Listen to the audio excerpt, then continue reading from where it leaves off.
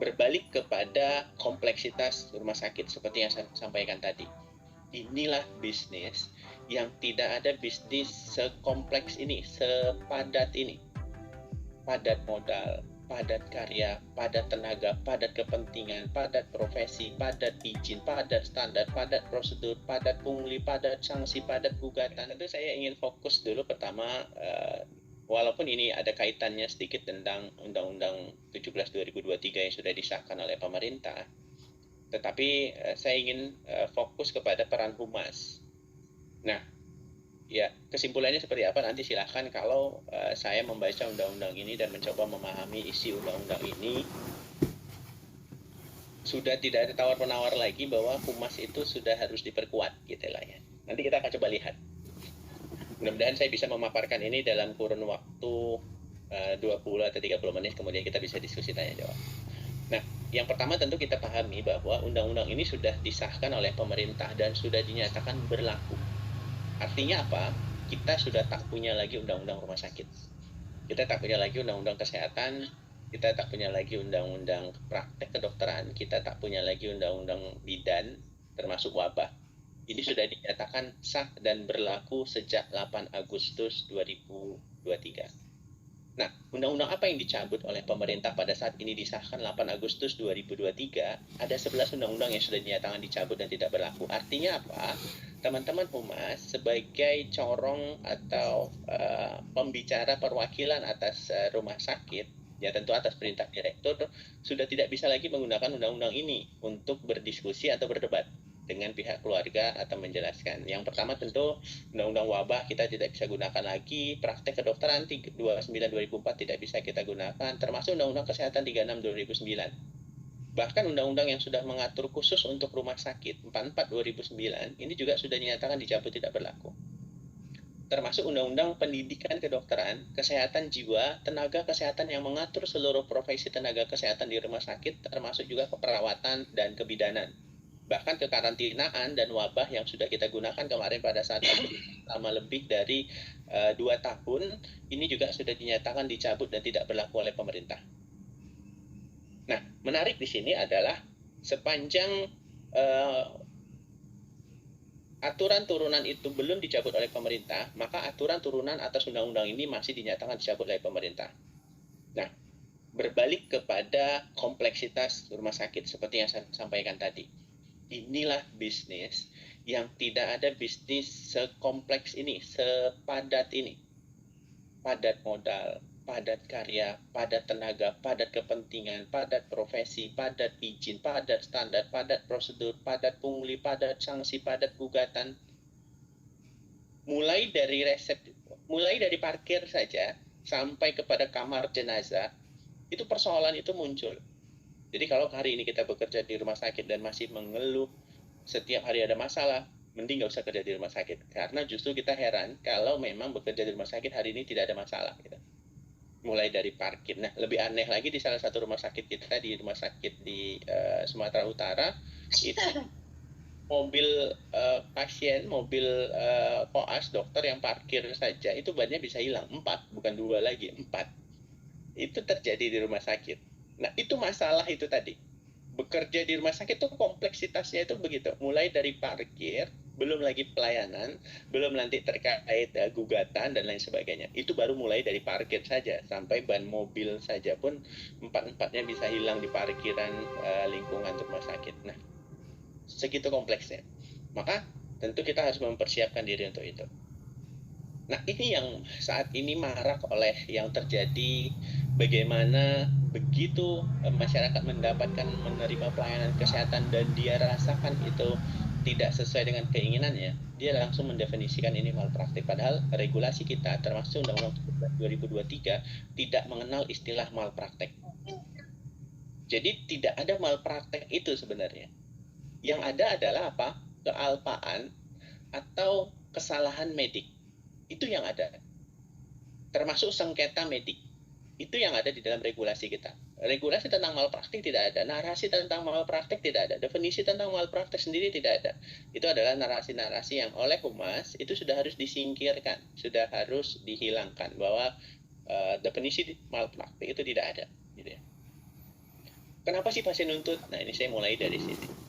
Pertama, pasien hari ini sudah sangat memahami hak-haknya. Tapi persoalannya, dia lebih paham haknya daripada kewajibannya. Itu yang menjadi persoalan hari ini. Kenapa dia lebih paham haknya daripada kewajibannya? Ya ini saya harus menyalahkan rumah sakit. Coba lihat di dalam standar akreditasi rumah sakit, termasuk kewajiban rumah sakit mencantumkan hak dan kewajiban pasien. Justru haknya itu lebih banyak dan lebih jelas terlihat daripada kewajibannya. Yang itu kita tempel di tempat-tempat yang mudah terlihat, mulai dari ruang tunggu, resepsionis, bahkan ada di kamar pasien, di brosur, dan lain sebagainya, bahkan di website juga. Jadi pasien itu lebih paham haknya daripada kewajiban, padahal tidak ada hak tanpa kewajiban. Itu yang harus kita ingat dulu.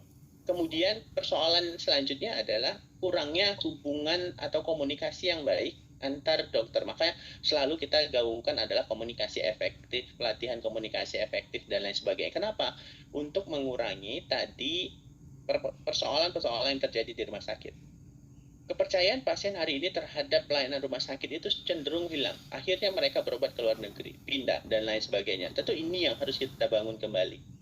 Termasuk pelayanan-pelayanan yang tidak menyenangkan, ucapan yang tidak menyenangkan, karena rumah sakit itu padat tadi, banyak masalah, banyak kepentingan, dan lain sebagainya. Sehingga pelayanan ini menimbulkan satu persoalan baru yang membuat pasien itu menuntut. Termasuk hari ini seluruh pasien dan keluarganya sudah semakin sadar akan hak hukumnya. Jadi hak hukum itu selalu diterjemahkan digugat, kalau tidak sembuh gugat, kalau kemudian meninggal gugat, cacat gugat. Belum mencoba menyelesaikan persoalan itu secara internal. Tetapi inilah persoalan hari ini yang kita hadapi. Nah, saya harus memulai diskusi kita itu dari adagium hukum. Adagium itu pepatah hukum. Pepatah hukum itu jelas menyampaikan ibi jus ibi remedium. Artinya di mana ada hak, di sana itu ada kemungkinan untuk menuntut. Di mana ada hak, di sana ada kemungkinan untuk memperoleh atau memperbaiki jika hak itu dilanggar. Inilah dasar kenapa begitu muncul hak, kemudian kita tidak penuhi hak itu, muncullah gugatan, muncullah tuntutan, muncullah komplain. Maka disambut lagi oleh ubi societas ibi jus, bahwa di mana ada masyarakat, di situ ada hukum. Nah, hukum itu bukan hanya persoalan undang-undang. Nanti kita akan coba bahas. Nah, sehingga saya mencoba untuk membuat atau menarasikan satu form yang ini harus bisa dipahami oleh seluruh teman-teman humas, termasuk saran sekaligus, bahwa tidak ada kewajiban, tidak ada hak tanpa kewajiban. Jadi nggak ada yang pernah diberkahi dengan hak, kata Gerald White Johnson. Tidak ada orang yang pernah diberkahi dengan hak tanpa dia dibebankan kewajiban. Artinya, kita sebagai humas, sebagai corong, sebagai edukator, humas itu sebagai edukator, dia harus mampu memberikan penjelasan dulu kepada pasien, kewajibannya dulu penuhi, baru kemudian dia bisa menuntut haknya. Maka di dalam standar akreditasi yang kita pahami hak dan kewajiban harus ditempel, seharusnya kewajibannya dulu tempel, kewajibannya dulu papangkan, baru kemudian haknya. Nah, menarik di dalam Undang-Undang 17 2023 itu adalah hak terkait tadi menuntut menggugat itu sudah tidak dicantumkan lagi, termasuk melaporkan kepada media dan lain sebagainya, itu tidak dicantumkan lagi di dalam Undang-Undang 17 2023. Sebelumnya itu dicantumkan di dalam Undang-Undang 44 2009 tentang rumah sakit yang diatur di dalam Permenkes 4 2018. Ada 18 tuh hak pasien. Silakan. Mungkin di rumah sakit kita masih terpampang itu. Nah, mulai malam ini, besok pagi sudah bolehlah itu dicabut, diganti dengan yang kayak gini gitu ya. Supaya kita sudah update dasar hukumnya sudah berubah. 17 2023 pasal 276 sampai 278. Lihat saja haknya itu sudah tidak terpampang lagi. Nah, ini kita balik lagi nih, kita edukasi lagi pasien. Bahwa persoalan-persoalan nanti, ini tugas humas juga, sudah mulai tuh besok pagi disuruh Dokter Beni, tadi malam kami ikat webinar Perhumasri sudah harus dicabut karena undang-undangnya sudah dicabut ya. Jadi kita pakai yang pasal 276 278 Undang-Undang 17 2023. Baik. Nah, kita kembali kepada kewajiban dulu. Tadi saya sampaikan, tidak ada hak tanpa kewajiban. Jadi jelaskan dulu kepada pasien kewajibannya. Kewajiban pasien itu dimuat di dalam pasal 277 sampai 278. Yang pertama, pasien itu wajib memberikan informasi yang lengkap dan jujur tentang masalah kesehatannya. Kalau pasien tidak memberikan informasi lengkap dan jujur, kemudian muncul cedera kecacatan dan itu adalah akibat ketidaktahuan, ketidakpahaman dokter atau tenaga kesehatan, tentu ini harusnya menjadi tanggung jawab pasien. Yang kedua, dia harus mematuhi nasihat petunjuk dokter. Ini ada disuruh jangan makanan karena dia sakit gula tidak boleh makan nasi bungkus, tapi dia malah makan nasi bungkus. Pada saat dokter visit kemudian terlihat ada bungkusan nasi di situ dan pasien sedang makan bersama keluarganya. Tentu kalau pasien tidak mematuhi nasihat dokter, maka dampak yang terjadi itu menjadi tanggung jawab pasien. Kemudian pasien itu yang terpenting adalah dia harus mematuhi ketentuan yang berlaku di rumah sakit kita. Jadi kalau di rumah sakit kita itu sudah disampaikan dilarang membawa makanan minuman dari luar misalnya, itu diatur di dalam peraturan internal, ya itu harus dipatuhi, termasuk jam visit. Jadi jam berkunjung itu dibuat untuk apa? Supaya pasiennya bisa istirahat, supaya staf kita juga bisa istirahat, bisa tenang dan tidak terganggu dengan kegiatan yang lain. Sus minta gelas, sus gelasnya pecah, sus piringnya pecah dan lain sebagainya karena banyak keluarga di situ. Jadi aturan-aturan ini adalah kewajiban pasien untuk dipatuhi, termasuk menggunakan sarana prasarana yang ada di rumah sakit.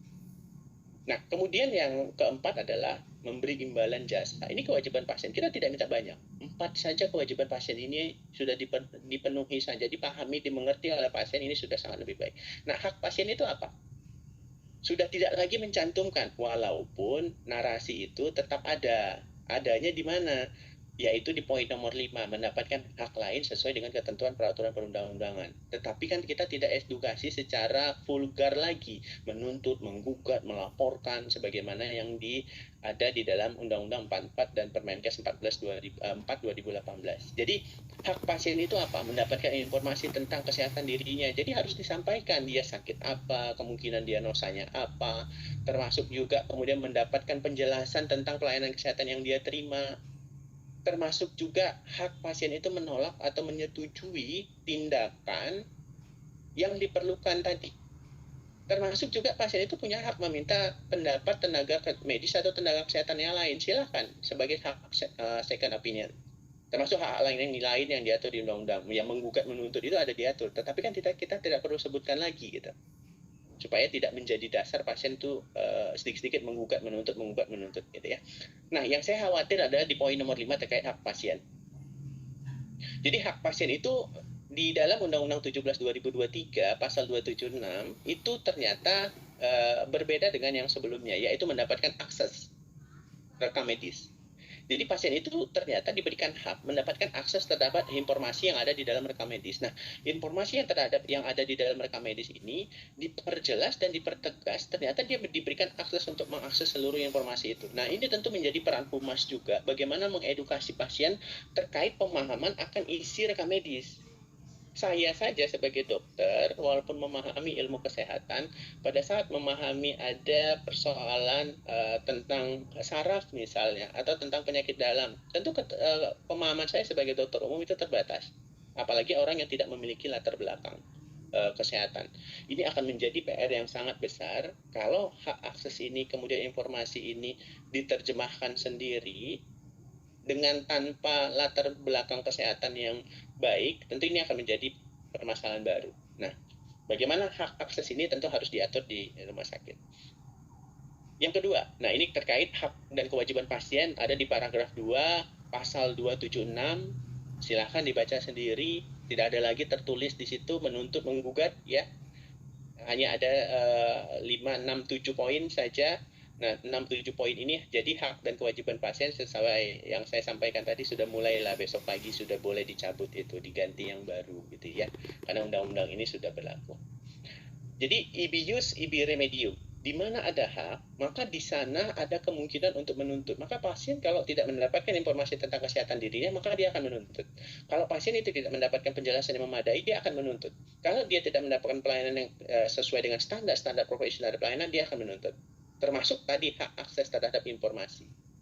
Nah, hati-hati terhadap juga hak di pasal 351 bahwa pemilik data Itu ada di pasal 351 Undang-Undang 17 2023 ini, pasal 351 ayat 3, pemilik data. Pemilik data itu siapa? Pasien.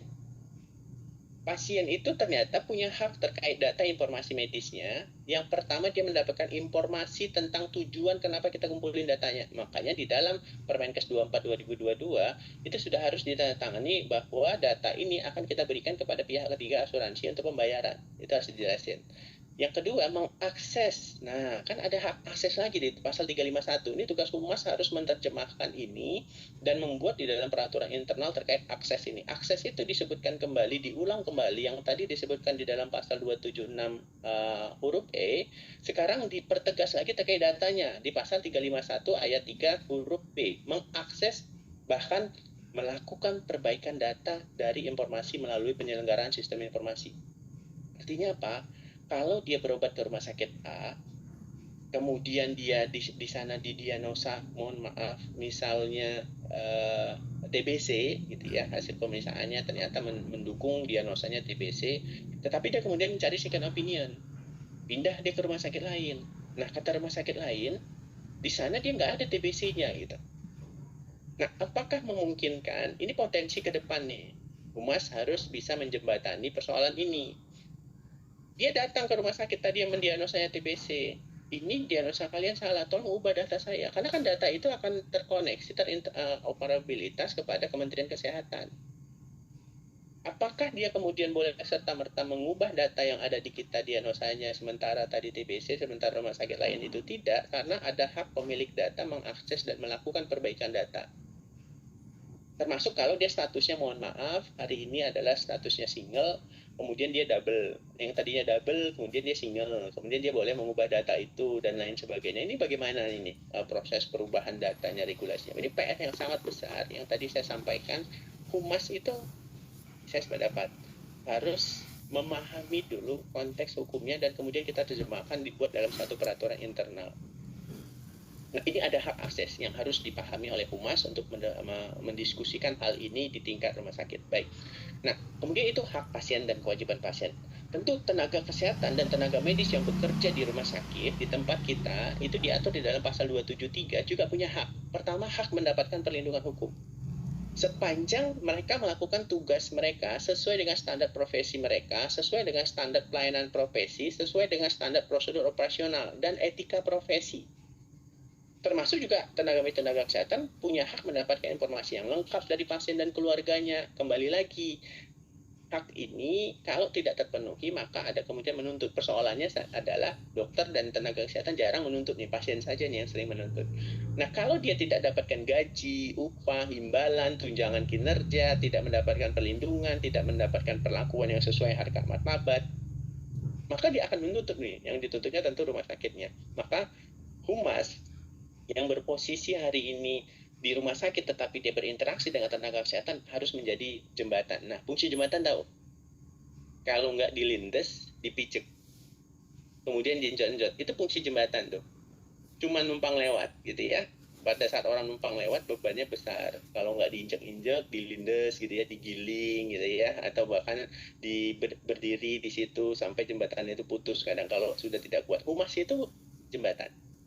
Nah, jadi bagaimana Humas harus memahami hak dan kewajiban pasien, hak dan kewajiban tenaga kesehatan, termasuk hak dan kewajiban rumah sakitnya sendiri. Nah, ini kan pusing nih Humasnya ini. Semua harus dikuasai, semua harus dia pahami, semua harus dia mengerti, sehingga memposisikan orang yang netral, jadi harus memahami hak para pihak. Nah, hak rumah sakit apa? Menentukan jumlah jenis kualifikasi SDM, kemudian menerima imbal jasa. Jadi kalau pasien sudah mendapatkan pelayanan kesehatan, dia harus membayar jasa kalau dia memang tidak di-cover oleh asuransi. Maka pihak asuransi wajib membayar itu, karena adalah hak rumah sakit di sana. Termasuk menentukan remunerasi, menerima bantuan, melakukan kerjasama. Bahkan rumah sakit itu juga punya hak yang sama, menggugat pihak yang menyebabkan kerugian. Jadi kami itu menyarankan pihak rumah sakit kami buat satu banner, kami buat satu spanduk ya, ya lumayan besar di belakang resepsionis.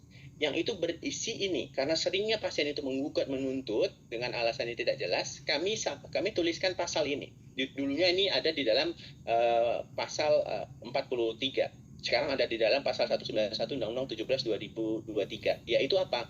Bahwa rumah sakit berhak menggugat pihak yang menyebabkan kerugian. Kami sampaikan begitu. Bahwa rumah sakit berhak mendapatkan perlindungan hukum dalam pelayanan kesehatan. Dua pasal ini saja yang kami ambil.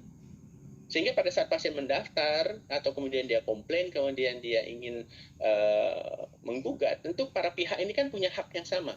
Kalau pasien tadi boleh menggugat, melaporkan, rumah sakit pun juga bisa menggugat pihak menyebabkan kerugian, bisa mendapatkan perlindungan dalam pelayanan kesehatan. Nah, yang beda di dalam Undang-Undang 17 2023 dengan Undang-Undang 44 yang sudah dicabut tadi adalah dihilangkannya hak mendapatkan insentif bagi rumah sakit publik dan juga rumah sakit pendidikan. Jadi kalau rumah sakit kita ditetapkan menjadi rumah sakit pendidikan tidak mendapatkan hak untuk mendapatkan insentif lagi. Nah, kita juga punya hak untuk mempromosikan pelayanan kesehatan. Yang kemarin kita pernah didiskusikan di Perumasi terkait bagaimana promosi yang beretika. Nah, kewajiban rumah sakit lumayan.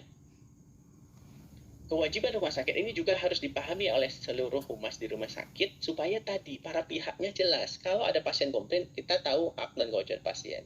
Siapa yang tidak terpenuhi. Kemudian komplain terhadap rumah sakit. Rumah sakit juga punya hak dan kewajiban. Apakah kewajibannya sudah dijalankan atau belum, gitu ya. Tidak ada hak tanpa dijalankan kewajiban dulu. Maka kewajiban rumah sakit termasuk di sini sudah nggak kita menyusun dan melaksanakan peraturan internal rumah sakit. Maka ini penting untuk memahami. Saya ingin basicnya ini dulu, sesuai dengan Undang-Undang 17 2023, supaya kita memahami posisi masing-masing dulu. Karena yang komplain di rumah sakit, yang ngeluh di rumah sakit, yang menuntut di rumah sakit itu, akibat tidak terpenuhi hak-hak, itu bisa pasien, bisa tenaga kesehatan, bisa tenaga medis, atau bahkan bisa rumah sakit sendiri kepada yang dirugikan. Mungkin rumah sakit dirugikan oleh dokternya yang absen, oleh dokter yang tidak menjalankan SPO, sehingga yang tadi harusnya dioperasi kiri, yang kanan dioperasi, karena si dokternya tidak mematuhi SPO, harus menjalankan marker, kemudian misalnya tertinggal kasa, padahal SPO-nya harus menghitung kasa kembali. Kan tentu rumah sakit dirugikan dalam hal ini. Maka karena rumah sakit dirugikan, rumah sakit juga bisa menuntut pihak yang menyebabkan kerugian tadi. Siapa yang dituntut? Dokternya. Tetapi persoalannya adalah bukan tuntut menuntut. Bagaimana humas bisa menjembatani persoalan ini? Ini bukan tugas yang ringan nih. Makanya sudah harusnya direktur hadir di pertemuan malam ini menaikkan gaji humas gitu ya. Nah, kemudian kewajiban rumah sakit. Ingat, fasilitas pelayanan kesehatan itu termasuk rumah sakit. Bahwa fasilitas pelayanan kesehatan itu puskesmas, klinik, laboratorium, praktek mandiri, rumah sakit. Jadi, ada kewajiban fasilitas pelayanan kesehatan yang diatur di dalam pasal 173. Kalau kewajiban rumah sakit itu diatur di dalam pasal 193, maka saya menerjemahkannya pasal 173 ini termasuk juga kewajiban rumah sakit. Maka jadi banyak kewajiban rumah sakit gitu ya. Jadi kewajiban rumah sakit ini harus juga dipahamin oleh humas. Apakah ada kewajiban yang tidak dilaksanakan, ada hak yang tidak terpenuhi. Baik, kita masuk kepada sengketa medik dulu, peran rumah sakit, karena ada sanksi pidana di sini. Ini juga yang harus dipahami oleh humas. Persoalan sanksi hukum itu bisa administratif, bisa perdata, bisa pidana. Tentu administratif ini dimulai dari teguran, kemudian juga bahkan sampai yang terberat di dalam Undang-Undang 17 2023 pencabutan SIP, karena STR sudah berlaku seumur hidup. Kemudian sanksi perdata. Sanksi perdata ini bisa ganti rugi, tuntutan ganti rugi. Nah, nominal ganti rugi yang tertinggi di dalam Undang-Undang 17 2023 ini sampai nominalnya 2 miliar rupiah. Yang termurah itu di angka 250 juta. Itu paling murah gitu ya. Itu ganti rugi perdata. Nah, sanksi pidana itu yang tertinggi di dalam Undang-Undang 17 2023 pasal 428 itu sampai 10 tahun penjara. Yang terendah itu penjaranya 3 tahun. Nanti kita akan lihat ini sanksi-sanksi. Nah, kapan akan dikenakan sampai 10 tahun, kapan dikenakan hanya 3 tahun, kapan dikenakan dengan perdata, dan kapan dikenakan sanksi administratif. Nanti kita akan coba lihat pasalnya supaya humas paham. Nah, ternyata pasal 193 yang dulu ada di dalam pasal 46 Undang-Undang 44 2009 tentang rumah sakit, sekarang nomornya menjadi nomor 193 Undang-Undang 17 2023, di sini disebutkan, ini walaupun di pakar hukum ini menjadi debatable yang panas ini terkait pasal 193. Nah, di sana narasinya diatur, rumah sakit bertanggung jawab secara hukum terhadap semua kerugian yang tadi saya sampaikan. yang ditimbulkan atas kelalaian yang dilakukan SDM kesehatan di rumah sakit. Jadi tidak menyebutkan lagi tenaga medis dan tenaga kesehatan, tapi SDM kesehatan di rumah sakit. Semua SDM kesehatan di rumah sakit yang bekerja di rumah sakit pada saat muncul kelalaian dan kelalaian itu mengakibatkan kerugian, maka rumah sakit yang bertanggung jawab secara hukum. Nah, ini yang harus dipahami oleh humas juga, bukan berarti rumah sakit bertanggung jawab walaupun dia lalai dengan sengaja atau tidak menjalankan SPO. Ini pertanggungjawabannya harus dipahami. Kapan bertanggung jawab secara pribadi dan kapan harus bertanggung jawab secara hukum dan apa bentuk tanggung jawabnya. Nah, di pasal 192 Undang-Undang 17 2023, rumah sakit itu tidak bertanggung jawab secara hukum apabila pasien atau keluarga menolak menghentikan pengobatan.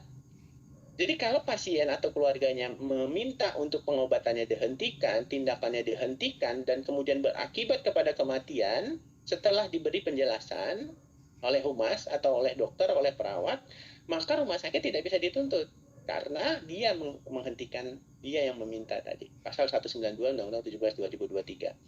Nah, rumah sakit itu tidak bisa dituntut dalam melaksanakan tugas menyelamatkan nyawa. Jadi kita harus pastikan bahwa dalam rangka menyelamatkan nyawa tadi tidak bisa rumah sakit dituntut. Ini harus dipahami ini yang harus diedukasi oleh humas di internal rumah sakit kepada pasien yang hadir. Dalam keadaan wabah, kita nggak bisa lagi menolak pasal 375. Kalau dulu dengan alasan tidak ada sarana, prasarana, tidak ada staf, tidak ada ICU. Sekarang pada saat, ya mudah-mudahan tidak terjadi wabah ya. Tapi pada saat terjadi wabah, maka kewajiban rumah sakit segera memberikan pertolongan sekaligus perawatan. Tidak boleh lagi melakukan rujukan. Apalagi di dalam PP 47 2021, di sana jelas disebutkan rumah sakit harus membuat ruang isolasi minimal 20%, minimal 10% untuk yang swasta. Nah, tentu ini harus dipahami. Nah, bentuk rumah sakit, apa kewajiban rumah sakit dalam memberikan perlindungan bagi tenaga kesehatan? Ini yang jarang dilakukan oleh rumah sakit. Inilah peran yang menjadi beban humas jadinya. Terkadang humas kalau dia memiliki pemahaman hukum yang baik, enak. Tapi kalau dia tidak memahami hukum yang baik, tentu harus berkolaborasi. Maka humas itu seharusnya tidak sendiri. Dia harusnya badan sendiri, unit tersendiri yang membentuk satu unit untuk melakukan yang namanya jembatan tadi. Nah, jembatan itu kan kalau cuma tunggal pasti putus ya, tapi kalau rame-rame kan enak gitu ya. Nah, ini kewajiban rumah sakit yang diatur di dalam pasal 52 PP 47 2021. Nah, dalam rangka memberikan perlindungan hukum bagi semua SDM kesehatan di rumah sakit, maka rumah sakit harus memberikan konsultasi hukum, harus memfasilitasi proses mediasi dan proses peradilan, harus memberikan advokasi hukum. Konsultasi hukum dan advokasi hukum itu berbeda ya. Kalau konsultasi hukum berarti kita memanggil konsultan. Advokasi itu hukum berarti kita melakukan advokasi, melakukan pendekatan kepada pihak-pihak tertentu, apakah pemerintah, BPJS Kesehatan, kemudian DPR, anggota dewan dan lain sebagainya. Itu bentuk advokasi hukum. Kemudian mungkin nanti ke depan Perumasi bisa membuat satu webinar lagi seperti ini, bagaimana melakukan advokasi hukum. Kemudian memberikan pendampingan dalam penyelesaian sengketa medik. Jadi pada saat terjadi sengketa medik, makanya di dalam Undang-Undang Indonesia, sejak kapanpun sampai dari Indonesia merdeka sampai hari ini, tidak ada yang namanya malpraktik. Yang ada itu sengketa medik. Yang ada itu kealpaan medik. Yang ada itu pembiaran medik. Yang ada itu kesalahan medik. Nggak ada itu malpraktik medik, nggak ada. Yang ada itu sengketa tadi. Termasuk tadi jangan lupa sampaikan kepada manajemen, dialokasikanlah anggaran untuk pendanaan proses hukum, walaupun kita tidak menginginkan ini terjadi. Itu adalah kewajiban rumah sakit, tanggung jawab rumah sakit, sesuai pasal 52 PP 47 2021. Tadi saya sudah sampaikan di pasal 454, peraturan turunan atas undang-undang yang sudah dinyatakan dicabut tidak berlaku, ini masih berlaku. Jadi PP 47 2021 masih berlaku. Nah, ini yang tadi saya sampaikan. Hanya ingin menyampaikan ada pasal-pasal ketentuan pidana bahwa di pasal 440 Undang-Undang 17, setiap tenaga medis dan tenaga kesehatan yang melakukan kealpaan, narasinya kealpaan. Kalau di Undang-Undang 44, narasinya kelalaian, yang mengakibatkan pasien luka berat. Jadi kealpaan itu harus mengakibatkan luka berat. Itu namanya asas kausalitas. Sebab akibat alpa, pasiennya luka berat. Maka diancam dengan ancaman pidana 3 tahun penjara atau denda 250. Nah, kalau kealpaan itu menyebabkan pasiennya meninggal, kematian, maka tenaga medis dan tenaga kesehatan itu dipidana dengan pidana penjara 5 tahun atau 500 juta. Menarik di dalam Undang-Undang 17 2023 ini narasinya atau kalau di Undang-Undang 36 2009 dan di Undang-Undang 36 2014 narasinya itu dan atau. Maksudnya apa, Dok? Maksudnya ini adalah choice, pilihan. Pilihannya apa? Mau di penjara 3 tahun atau bayar 250. Mau di penjara 5 tahun atau bayar 500. Nah, hukum itu mengatur yang namanya asas hukum ultimum remedium. Bahwa pidana itu nanti terakhir. Kalau yang bersangkutan, yang bersalah, yang dituduhkan, yang didakwain tadi, baik itu tenaga kesehatan, mampu membayar denda 250 kalau itu diputuskan hakim, denda 500 kalau itu diputuskan hakim, maka dia tidak harus menjalani hukuman penjaranya. Berbeda dengan pada undang-undang yang lalu. Di undang-undang lalu itu narasinya dan atau. Maka ada dokter yang kemudian dipenjara 2 tahun, dia dikenakan juga denda dan. Nah, ini yang menarik di dalam Undang-Undang 17 2023 ini di pasal 440 terkait kealpaan dan kesalahan. Nanti kita lihat di kesalahan. Kalau tadi alpa dengan ancaman 3 tahun dan denda 250, kemudian kalau meninggal dia 5 tahun dan denda 500. Nah, kalau alpa bagaimana? Kalau salah.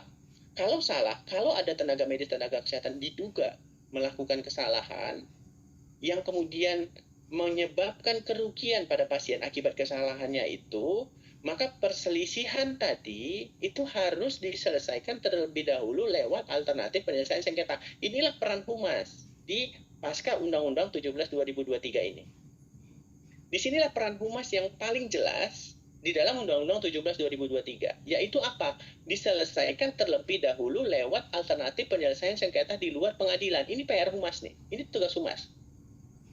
Maka pasal 310 Undang-Undang 17 2023, kalau ada dugaan dokter atau tenaga medis tenaga kesehatan melakukan kesalahan yang menyebabkan kerugian pada pasien, maka perselisihan antara dokter, antara rumah sakit dengan pasien tadi itu harus diselesaikan terlebih dahulu melalui alternatif penyelesaian sengketa. Tidak lagi menyebutkan mediasi.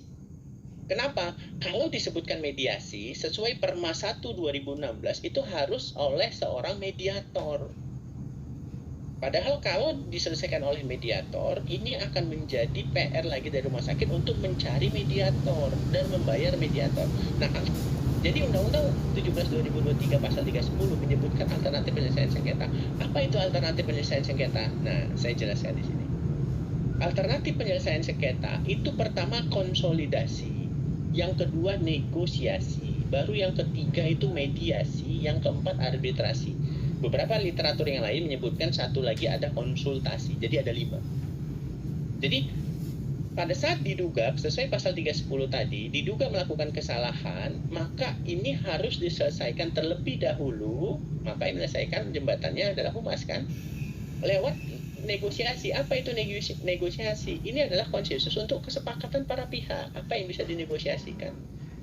Kemudian konsolidasi, silakan. Kalaupun ingin memilih, ini kan pilihan ya, choice. Jadi Humas bisa choice di sini. Tapi kalau Humas punya kemampuan negosiasi yang baik, tentu ini akan selesai. Banyak persoalan-persoalan yang sudah diselesaikan oleh Humas dengan cara negosiasi. Clear. Kalau tidak selesai dan tidak mampu, tentu bisa dilakukan dengan cara mediasi, dengan mediator. Ya, tentu yang disebut mediasi sesuai Perma 1 2016 adalah pertemuan penyelesaian masalah yang dihadiri oleh pihak ketiga, yaitu mediator. Mediator itu adalah orang yang memiliki sertifikat pelatihan mediator yang sudah tersertifikasi Mahkamah Agung. Nah, ini menarik karena tidak menyebutkan lagi narasi mediasi. Peran Humas di mana? Dalam upaya pelayanan kesehatan di rumah sakit.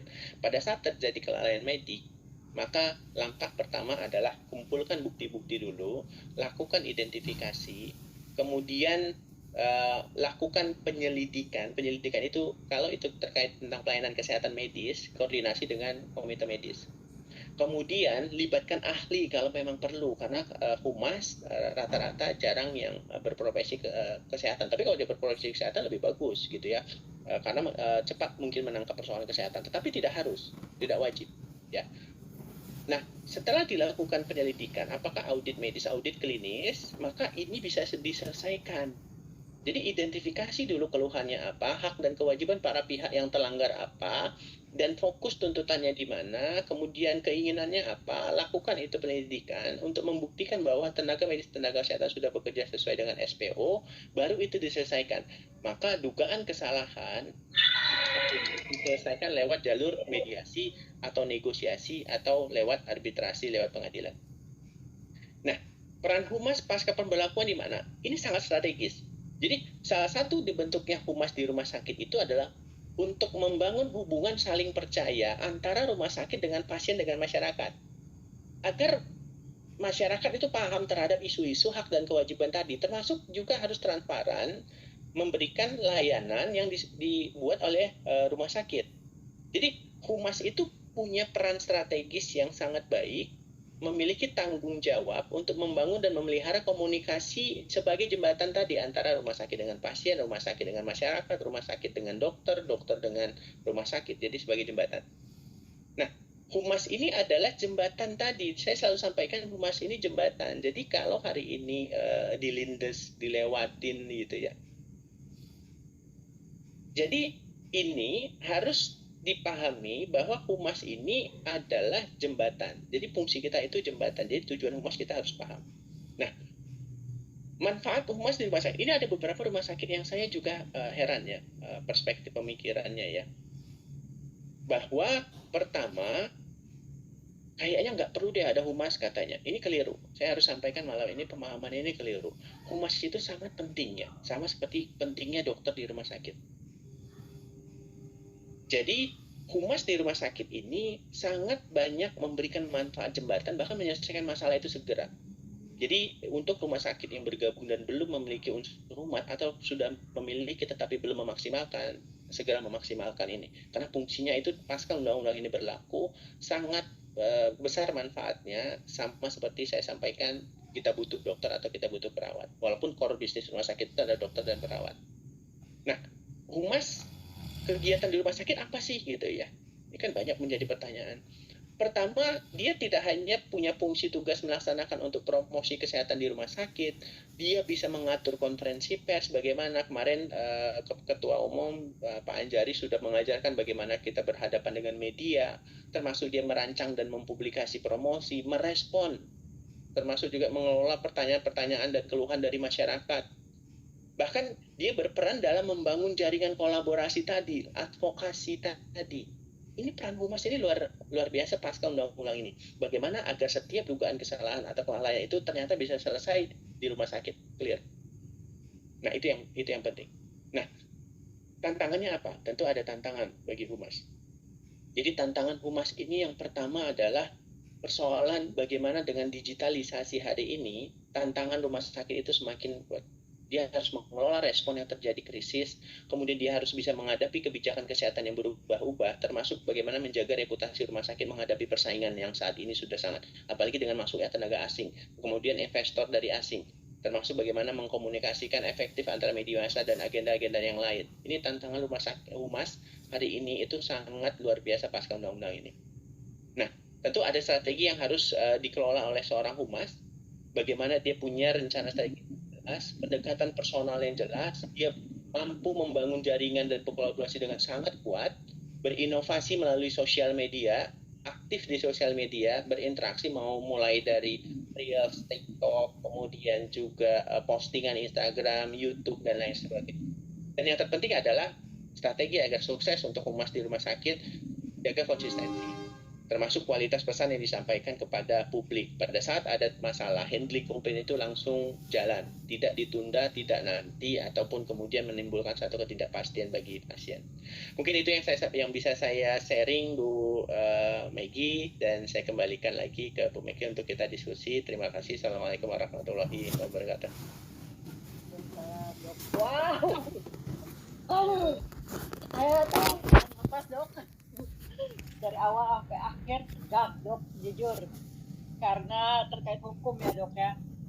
Kita tuh harus melek hukum sebagai humas rumah sakit ya dok. Ternyata harus melek hukum benar-benar yang tadinya kita pikir ya udahlah saya kan cukup bicara aja, nanti toh saya kembalikan ke legalnya, ke legal rumah sakit atau ke bagian ke apa direktur gitu, atau ke kalau misalnya komplainnya terkait medis ya udah ke yang mednya gitu ya dok ya.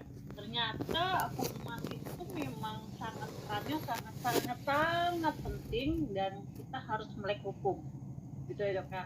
Keren keren keren, beri aplaus dulu dok buat dokter Beni, luar biasa, hebat hebat keren keren.